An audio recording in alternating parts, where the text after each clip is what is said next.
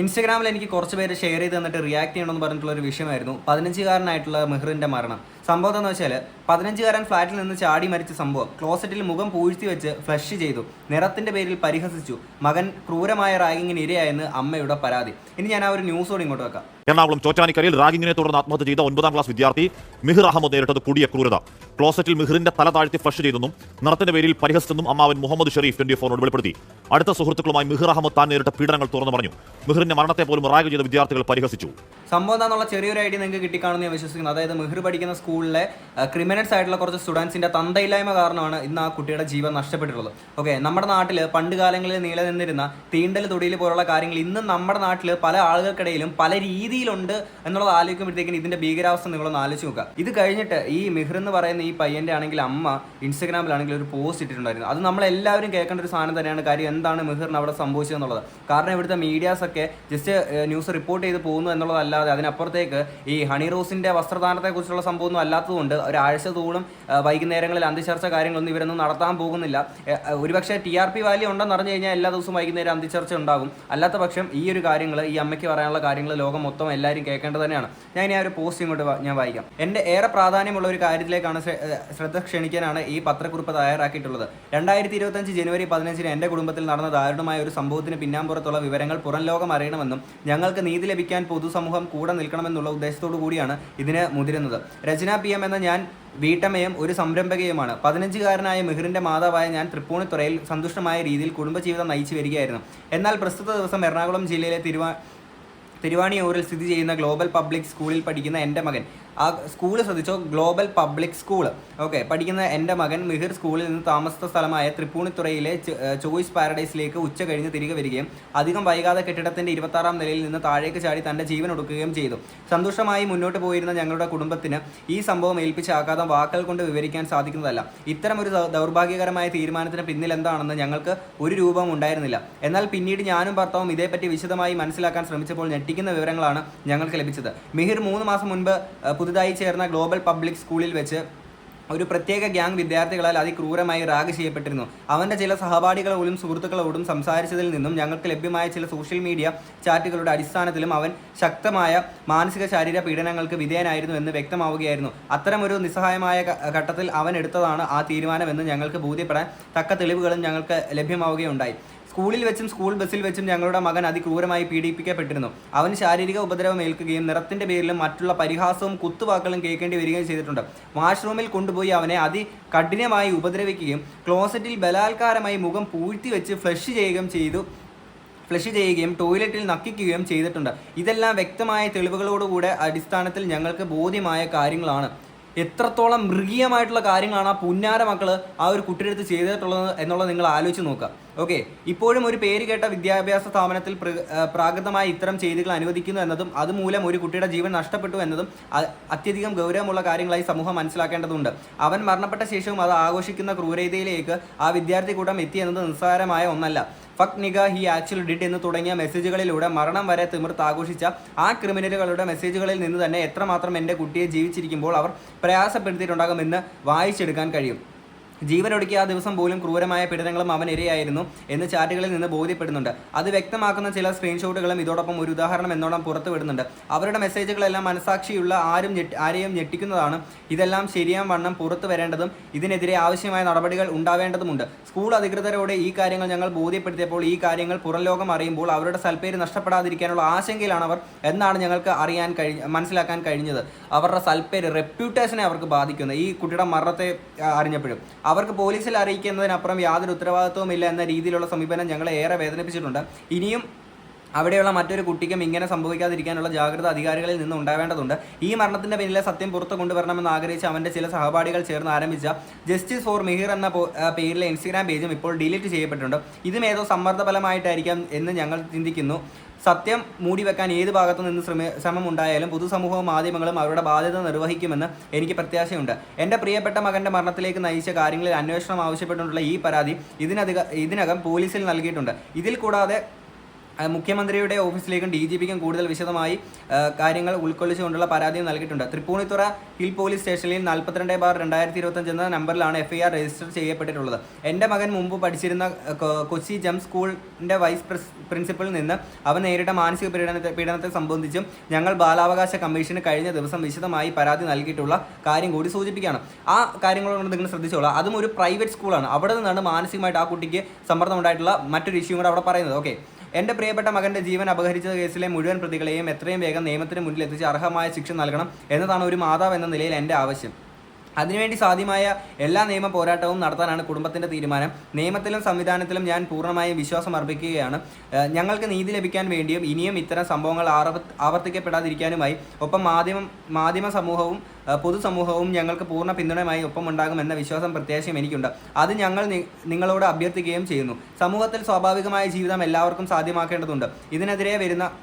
എതിരായ വരുന്ന ഇത്തരം ക്രിമിനൽ ചെയ്തികൾക്ക് നേരെ യാതൊരു ആനുകൂല്യവും നൽകാതെ നിയമ നടപടി സ്വീകരിച്ചില്ലെങ്കിൽ അത് സമൂഹത്തിന് ദോഷം ചെയ്യും. മാത്രമല്ല അത് പുതിയ തലമുറയ്ക്ക് കൊടുക്കുന്ന സന്ദേശവും വളരെ അപകടകരമായിരിക്കും. മിഹിർ എന്ന 15-കാരൻ്റെ മാതാവ് എന്നതിനപ്പുറം അവനെപ്പോലുള്ള 10,000-കണക്കിന് കുഞ്ഞുങ്ങൾക്ക് വേണ്ടി കൂടിയാണ് ഞാൻ ശബ്ദിക്കുന്നത് എന്ന ഉത്തമ ബോധ്യം എനിക്കുണ്ട്. അവൻ്റെ മരണം ദൗർഭാഗ്യകരമാണെങ്കിലും അത് ഒട്ടേറെ ജീവിതങ്ങളെ രക്ഷപ്പെടുത്താൻ കാരണമാകുന്ന ഒന്നാകുമെന്നാണ് പ്രതീക്ഷ. അതിനുവേണ്ടി ഏതറ്റം വരെയും നിയമ പോരാട്ടത്തിന് ഞാൻ ഒരുക്കമാണ്.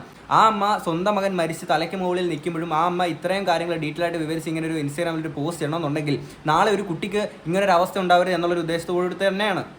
ഓക്കെ, നമ്മുടെ പുതിയ തലമുറയ്ക്ക് വേണ്ടിയുള്ള ഈ പോരാട്ടത്തിൽ എല്ലാവരുടെയും പിന്തുണ ഞാൻ അഭ്യർത്ഥിക്കുന്നു. തീർച്ചയായിട്ടും ഈ ഒരു കാര്യത്തിൽ എല്ലാവിധ പിന്തുണയും ഈ ഒരു അമ്മയുടെ ഒപ്പമുണ്ട്.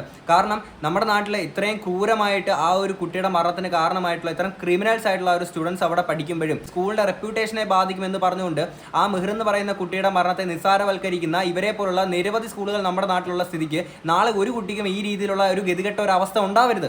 ഒരു കുട്ടിയുടെ ജീവൻ ഈ ഒരു പേരിൽ നശിക്കപ്പെടരുത്. ഓക്കെ, ഇതിൻ്റെ ഒപ്പം ആ അമ്മ ആഡ് ചെയ്തേക്കുന്ന 2 പോസ്റ്റർ ഞാൻ ഇങ്ങോട്ട് വായിക്കാം.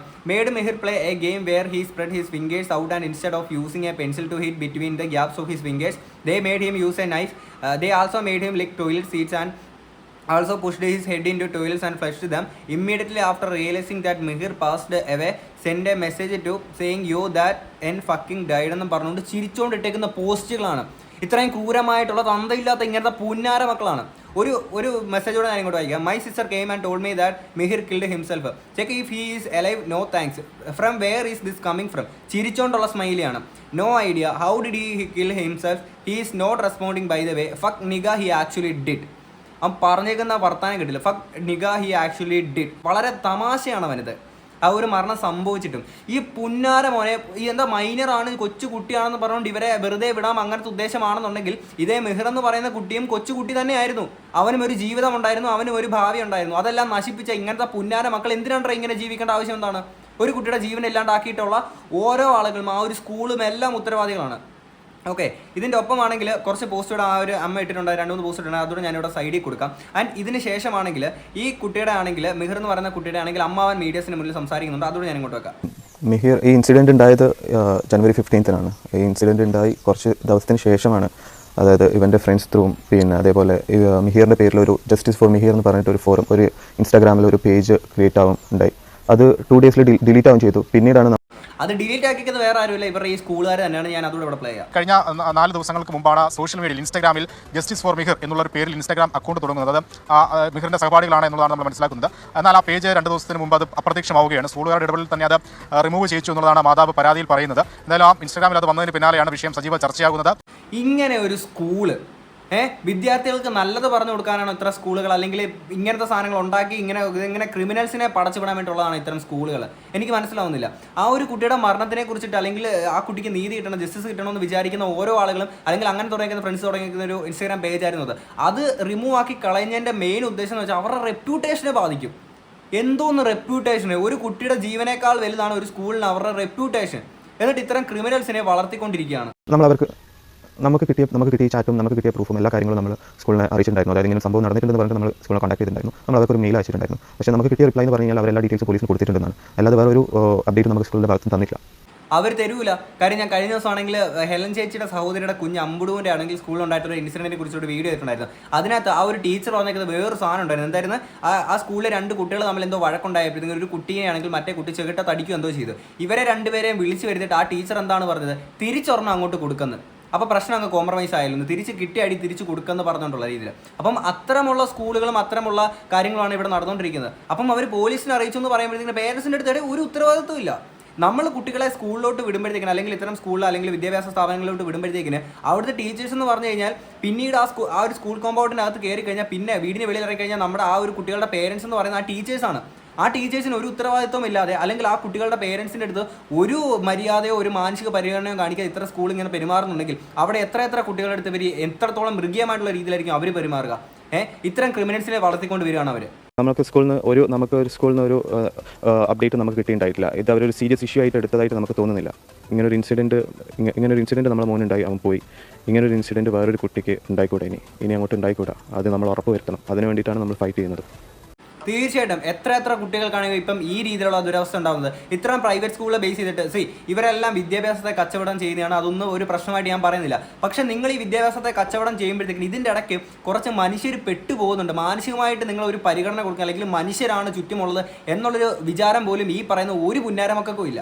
ആ ഒരു സുഹൃത്തുക്കൾ പറഞ്ഞിട്ടില്ല. പക്ഷേ നമ്മൾ ഈ പോസ്റ്റ് ഇട്ടതിൻ്റെ കമൻസിലും അല്ലാതെയും നമ്മൾ ഇങ്ങനെ വേറെ കുട്ടികളും അവിടെ ഇങ്ങനത്തെ അനുഭവങ്ങൾ ഉണ്ടായിട്ടുണ്ട് എന്നുള്ളത് നമ്മൾ കണ്ടിട്ടുണ്ടായി. അതായത് പോസ്റ്റിലെ മെസ്സേജസിലും അല്ലാതെ വേറെ കുറച്ച് പേഴ്സണൽ മെസ്സേജസും, അതായത് ഇങ്ങനത്തെ അനുഭവങ്ങൾ അവിടെ ഉണ്ടായിട്ടുണ്ട് എന്ന് പറഞ്ഞിട്ട് നമുക്ക് പേഴ്സണൽ മെസ്സേജസും വന്നിട്ടുണ്ടായി. ഓക്കെ, അപ്പം ആ സ്കൂളിനകത്ത് ഈ മിഹിറിനെ പോലെയുള്ള ഇനി ഒരുപാട് വിദ്യാർത്ഥികളുടെ മരണ വാർത്ത ഇനി നമുക്ക് ഉടനടി തന്നെ കേൾക്കാൻ പറ്റും. കാരണം മിഹിറിനെ പോലുള്ള ഒരുപാട് കുട്ടികൾക്ക് അവിടെ ഇത്തരം രീതിയിലുള്ള ദുരവസ്ഥ കാര്യങ്ങളൊക്കെ അവിടെ നേരിടുന്നുണ്ട്. ഓക്കെ, ആൻഡ് ഞാൻ ലാസ്റ്റ് ആണെങ്കിൽ ഹെലൻ ചേച്ചിയുടെ കുട്ടിയുടെ ആണെങ്കിൽ സഹോദരിയുടെ കുഞ്ഞിൻ്റെ ആണെങ്കിൽ ആ ഒരു വീഡിയോ ഇട്ട ടൈമിൽ അതിനകത്തുള്ള കമൻറ്റ് ബോക്സിലും എനിക്ക് പേഴ്സണലി കുറച്ച് മെസ്സേജ് അയച്ചിട്ട് കുറച്ച് ആളുകൾ പറഞ്ഞ സംഭവമാണ് ഇതേ രീതിയിൽ സ്കൂളുകളിൽ നിന്നും പെട്ടിയെടുക്കുന്ന ദുരവസ്ഥ ഉണ്ടായിട്ടുള്ള പല ആളുകളുടെയും കാര്യം. മെയിൻലി ഈ പ്രൈവറ്റ് സ്കൂളിൽ കുറേ ആളുകൾ പെട്ടിയെടുക്കുന്നതിൻ്റെ മെയിൻ റീസൺ എന്ന് വെച്ചാൽ നമ്മളൊരു മാസീവായിട്ടുള്ളൊരു ഡൊണേഷൻ കൊടുത്തിട്ട് അവിടെ ഇത്ര ഒരു വർഷത്തേക്ക് അല്ലെങ്കിൽ ഇത്ര വർഷത്തേക്കൊക്കെ ആയിരിക്കും നമ്മൾ ഡൊണേഷൻ കൊടുക്കുന്നത്. ഇത് കൊടുത്തിട്ട് അവിടെ കുട്ടികൾ അവിടെ നിൽക്കുമ്പോഴത്തേക്കിന് പിന്നീട് ഇതിൻ്റെ ഇടയ്ക്ക് വല്ല ഇവരെ മാറ്റണമെന്നൊക്കെ വിചാരിച്ച് കഴിഞ്ഞാൽ ഇവിടെ നമ്മൾ കൊടുത്ത പൈസ തിരിച്ചിട്ടോ കാര്യങ്ങളൊന്നും ഇല്ലയെന്ന് വിചാരിച്ചിട്ട് എന്നാൽ പിന്നെ ഇങ്ങനെ അങ്ങ് പോട്ടെ, ഈ വർഷം ഇങ്ങനെ പോട്ടെ എന്ന് പറഞ്ഞാൽ നിങ്ങൾ തള്ളിക്കയറ്റി വിടുമ്പോൾ നിങ്ങൾ ഒരു കാര്യം പേരൻസ് ആലോചിക്കുക, നമ്മുടെ മക്കളെക്കാൾ വലുതല്ല ഒരു പണമെന്ന് പറയുന്നത്. ഓക്കെ, പണം പിന്നീടായാലും ഉണ്ടാകാം. കാര്യം ഏതെങ്കിലും ഒരു സാഹചര്യത്തിൽ ഇത്തരം ക്രിമിനൽസിനെ വളർത്തുന്ന ഇത്തരം സ്കൂളുകൾ കാരണം ഒരു കുഞ്ഞിൻ്റെ ജീവൻ നഷ്ടപ്പെട്ട് കഴിഞ്ഞാൽ പിന്നെ ആ ഒരു കുഞ്ഞിനെ തിരിച്ച് കിട്ടൂല. ഓക്കെ, കയ്യിൽ കുറച്ച് ചിക്കിളി മാത്രം ഉണ്ടായിരിക്കും. ആ നോട്ട് കെട്ടുകൾ വെച്ച് കുഞ്ഞുങ്ങളെ കത്തിച്ച് ചെതയിരിക്കാം എന്നുള്ളത് മാത്രമേ ഉള്ളൂ. ഓക്കെ, പിന്നെ ഇവിടുത്തെ വിദ്യാഭ്യാസ മന്ത്രിയൊക്കെ എന്തോ ഉണ്ടാക്കാനെ കൊണ്ട് നിൽക്കുകയാണെന്നുള്ളത് എനിക്ക് മനസ്സിലാവുന്നില്ല. ഇത്തരം സ്കൂളുകൾ നിരന്തരം എത്രയോ കേസുകളുണ്ട് നമ്മുടെ നാട്ടിലെ ഇത്തരം സ്കൂളുകളുടെ, അല്ലെങ്കിൽ പുറം ലോകം അറിയാതെ കിടക്കുന്ന എത്രയും ഭീകരമായിട്ടുള്ള അവസ്ഥകൾ ഇന്നും പല സ്കൂളുകളിലുമുണ്ട്. അവിടെയൊക്കെ കൃത്യമായിട്ടുള്ള അന്വേഷണങ്ങൾ പോകണം, കൃത്യമായിട്ടുള്ള രീതിയിൽ കുട്ടികളെ ഹാൻഡിൽ ചെയ്യുന്നുണ്ടോ എന്നുള്ളത് നോക്കണം. കാരണം ഒരു കുട്ടികൾ എന്നൊക്കെ പറയുമ്പോൾ ഓക്കെ, ഇവിടെ എന്തിനാണ് ഇത്തരം ഒരു സ്കൂൾ അല്ലെങ്കിൽ ഒരു വിദ്യാഭ്യാസ സമയം എന്തിനാണ് നമ്മുടെ നാട്ടിൽ? കുട്ടികൾക്ക് അറിവ് പകരാൻ വേണ്ടിയിട്ട് മാത്രമാണെന്നുണ്ടെങ്കിൽ, അല്ലെങ്കിൽ സയൻസ് പഠിക്കാനാണെങ്കിൽ അവർക്ക് യൂട്യൂബിൽ നോക്കിയാൽ മതി, ഹിസ്റ്ററി പഠിക്കാനാണെങ്കിൽ യൂട്യൂബിൽ നോക്കിയാൽ മതി, മാത്സ് പഠിക്കാനാണെങ്കിൽ അതിൽ ഓൺലൈൻ ട്യൂഷൻ ക്ലാസ്സുകൾ കാര്യങ്ങളൊക്കെ ഉണ്ട്. പോരാ തന്നെ അവർക്ക് ഇനി ഫോണിൽ കാൽക്കുലേറ്റർ ഉണ്ട്, അത് കൂട്ടി ഗുണിച്ചൊക്കെ അവർക്ക് പഠിച്ചാൽ മതി. പിന്നെ എന്തിനാണ് അവിടെ ഒരു സ്കൂളിൻ്റെ പ്രാധാന്യം എന്ന് വരുന്നത്? ഇതിനപ്പുറത്തേക്ക് എന്തെങ്കിലും കുട്ടികൾക്ക് കൊടുക്കാൻ പറ്റും. നമ്മുടെ ക്യാരക്ടർ ഫോർമേഷൻ, ഈ പറയുന്ന സാധനങ്ങളെല്ലാം ഒരു സ്കൂളിൽ നിന്നാണ് ഉണ്ടാവുന്നത്. അത് കൊടുക്കാതെ തെറ്റായിട്ടൊരു കാര്യം കുട്ടികൾ ചെയ്യുമ്പോഴത്തേക്കും അതിനെ സപ്പോർട്ട് ചെയ്ത് വിടുകയും ഒരു കുട്ടിയുടെ മരണം ഉണ്ടാകുമ്പോഴത്തേക്കിന് അവിടെ ഇത്തരം കുട്ടികൾ കാരണമായിട്ടുള്ള ഒരു റാഗിങ് പോലുള്ള ഒരു തന്തയില്ലാത്ത പരിപാടി കാണിച്ചിട്ട് കുട്ടിക്കുണ്ടായിട്ടുള്ള ഒരു ദുരവസ്ഥ കാരണം ടോയ്ലറ്റ് വെള്ളം കുടിപ്പിക്കുക, അല്ലെങ്കിൽ ആ ഒരു അവിടെ നക്കിക്കുക എന്നൊക്കെ പറയുന്ന അതേപോലത്തുള്ള മൃഗീയമായിട്ടുള്ള സാധനങ്ങളൊക്കെ ചെയ്തിട്ട് അവിടുത്തെ സ്കൂളിൽ അധികൃതർക്ക് ഇതൊക്കെ വളരെ നിസ്സാരമായിട്ട് കാണുകയാണ്.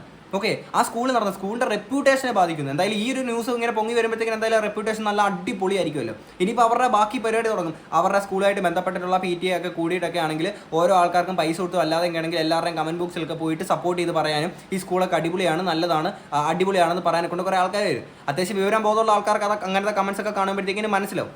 ഓക്കെ, ആൻഡ് ഈ പുന്നാര മക്കളെ, ഈ മിഹിർ എന്ന് പറയുന്ന ആ ഒരു കുഞ്ഞിൻ്റെ ജീവന് കാരണമായിട്ടുള്ള ഈ പുന്നാര മക്കളെ ഇത്രയും മൃഗീയമായിട്ടുള്ള സാധനങ്ങൾ ചെയ്തിട്ടുള്ള, അല്ലെങ്കിൽ ആ ഒരു മരണത്തിന് ശേഷം അതിനെ തമാശയായിട്ട് അത് ഭയങ്കര ഹാസ്യം, അവന് ചിരി അടക്കാൻ പറ്റുന്നില്ല.